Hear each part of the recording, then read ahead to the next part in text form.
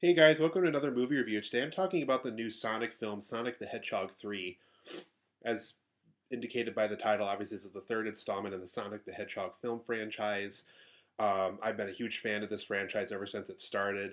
Even back when the quote unquote ugly Sonic from that very first trailer for the first Sonic film came out, I was like, this has potential, even though, they gotta change up the design, they gotta make something that's gonna be a little more make the fans a little happier and do something that's gonna get more people to see it in the theater. Since obviously they had to change that design, obviously that paid off. Obviously now it's a film franchise, so it's just kind of crazy to think that this thing that we were all complaining about years ago is now kind of become this kind of a popular franchise with families. And I just think as a Sonic the Hedgehog fan almost my whole life now, I think it's cool that we're starting to get that. So for this film, though, you guys, in Sonic the Hedgehog 3, as far as the story is concerned, and kind of as a prerequisite too, I am going to talk about stuff that's in the trailer and in the poster. Not really a spoiler, but just in case for anybody that really wants to kind of go into this film completely dry, completely, without knowing anything about it. There is stuff in the trailer and on the poster that I am going to talk about here. So that's kind of your warning. Not really a spoiler review, but there is things from those two things regarding the marketing of this film that I am going to kind of incorporate into this review. So that's just kind of your heads up there. But in this film, though, Sonic and his friends, they get a notification from this organization called Gun. They basically reach out to Sonic and his friends when they feel like they need his help on something, which I think is kind of semi-accurate to the Sega games as well. And so they're informed that there's a character that broke out of a laboratory who strongly resembles a hedgehog like Sonic does, and his name is Shadow. And so Sonic and his friends track down Shadow. He's very difficult to take down just because he is so quick. So he's much faster than Sonic, which is saying a lot. And so obviously things aren't going well. People around the world are still kind of unsure where Robotnik went after the second Sonic film. Robotnik is tracked down. Him and Sonic kind of temporarily team up for a little bit, but things happen. He meets up with someone who claims to be one of his relatives, so that kind of makes things kind of work back in his brain and kind of work backward again, and want to take down Sonic again the way he did in the first two films. There's this whole thing with Shadow and how he's trying to figure out, kind of where he belongs in the world. Does he work with the Robotniks? Should he work solo? How should he handle his anger from all the stuff he experienced from the laboratories? Since he has such a dark past, and since he has all these connections with other friends and family that he has since lost. So over the course of this film, Sonic and his friends, while also encountering tragedy themselves, also have to kind of figure out what to do with anger, how to handle it, how to find a way for Shadow to handle his anger, how the Robotniks can be stopped with this. Is Ivo Robotnik, the Jim Carrey one we know from the first two movies, is he kind of slowly working his way into a good guy? Is his grandfather that we see on the poster and in the trailer, Gerald Robotnik, is he kind of the headmaster of it all now? Is he kind of the one that's kind of calling the shots? And is he going to bring Ivo Robotnik into that world with him? Is he going to bring Shadow into that world with him? So all this happens over the course of Sonic the Hedgehog 3. But overall, guys, I enjoyed this film. I don't know if it's my favorite Sonic film. I think Sonic the Hedgehog 2 is probably still my favorite of the three. It brought in more of the games. It had the heart and the charm of the first film. It still kind of did a lot of that road trip elements of the first film. I even kind of like that wedding on the side story in that second film. So I thought, a lot of pretty clever jokes in there. But don't get me wrong, Sonic the Hedgehog 3 is still a great film. It's a worthy sequel. It's a great installment in the Sonic franchise. I think if you like the first two films, I think you're absolutely going to love this one too. There's still some heart and charm there. There's some things I'll bring up in my negatives here in a little bit regarding that. But for the most part, the heart and the charm of those first two films are still here. And they are grabbing from more Sonic lore this time around. So if you're looking for more Sonic-related stuff in this, they definitely bring that home for you as well.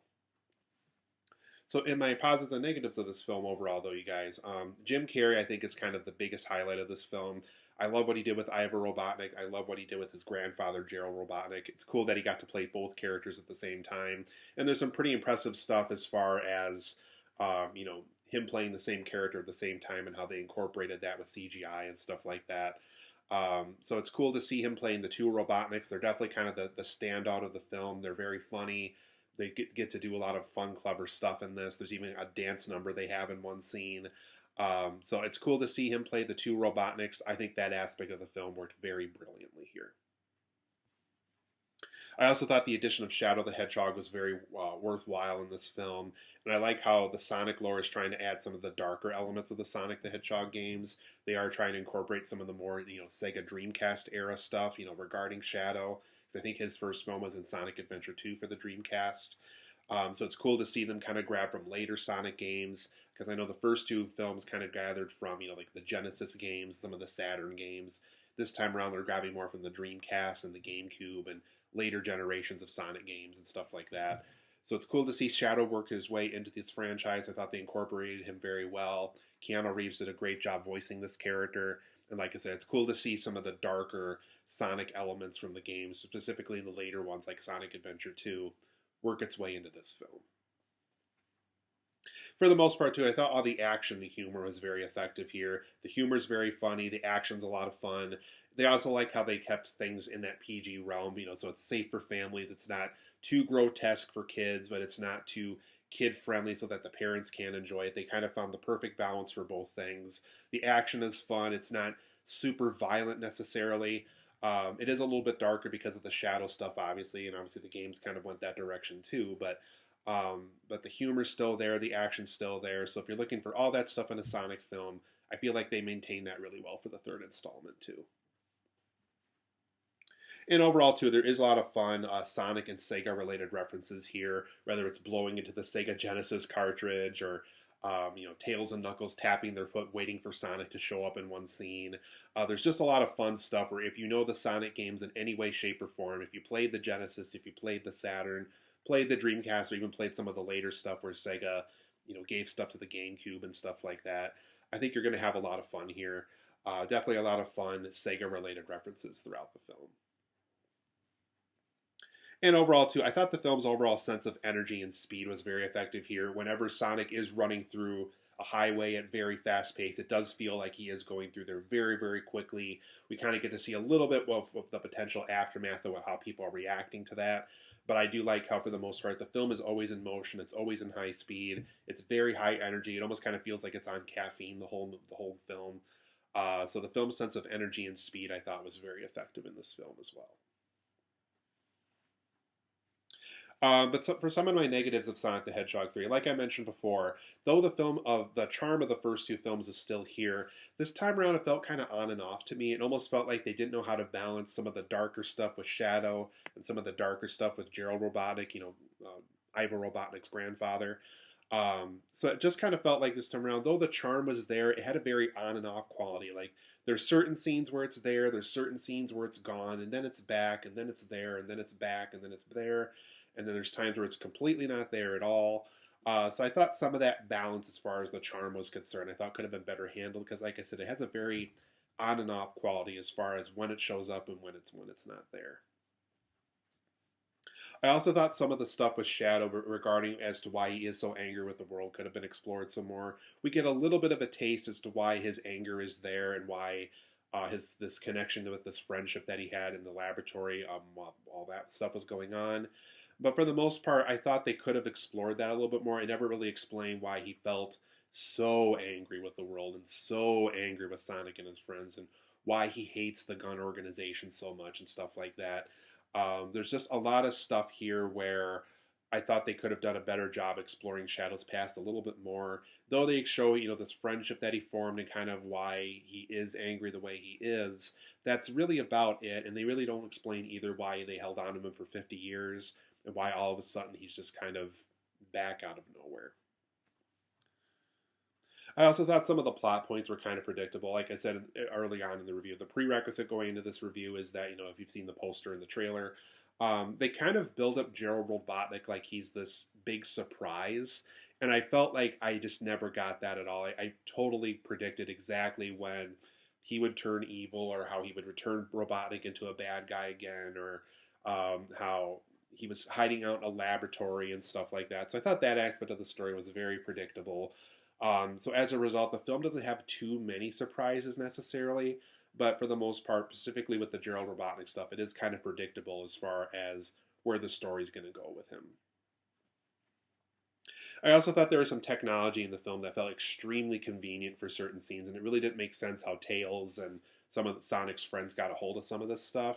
There's a technology they have where they can completely change it to another person at will, and so they incorporate Tika Sumpter's sister from the first two films. That's James Marsden's wife in the first two films too, and they incorporate her fiance from the last film and stuff like that. And how they incorporate it, how the technology works, really didn't make sense at all. It just kind of felt like they wanted to incorporate the characters but didn't want to bring them in necessarily, but they wanted to include them still. And so it was just a very odd choice of we want to include them, but how do we do it? We don't really want to explain it, but we want to put them in this one scene anyway. So I thought some of the technology and how that worked and how it was so advanced compared to some of the villains they were going up against and how they didn't even have this technology either. So I thought some of that convenience just felt a little too lazy in the writing department to me. And for the most part, I thought the film had kind of a hard time getting going. Like, yeah, they show the shadow stuff. Yeah, they have to get them ready and stuff like that. But I thought for the most part, the film kind of had a slow start as to what exactly the film was going to be about. It really isn't until Shadow was kind of on the loose and um, Gerald Robotnik kind of comes into the story where the film really kind of finds its footing, really. So I thought that aspect of the story, once again, going back to the script, could have also been better as well. But overall, guys, I'm going to give Sonic the Hedgehog 3 an 8.5 out of 10. I think it's a very worthy sequel. I think it's a lot of fun. There's tons of things to love about, and obviously Jim Carrey is a huge highlight of the film. But like I said, there is some negatives along the way. Some of the charm felt kind of on and off to me. Some of Shadow's past I thought could have been explored a little bit better, and why his anger was there I thought could have been explored some more. Some of the plot points are a little predictable, unfortunately.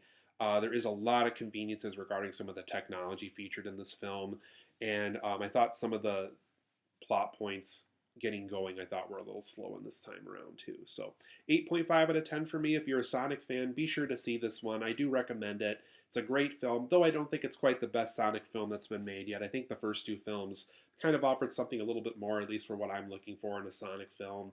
But it's still a great sequel. It's still a fun time. It's an 8.5 out of 10 for me. I recommend seeing Sonic 3.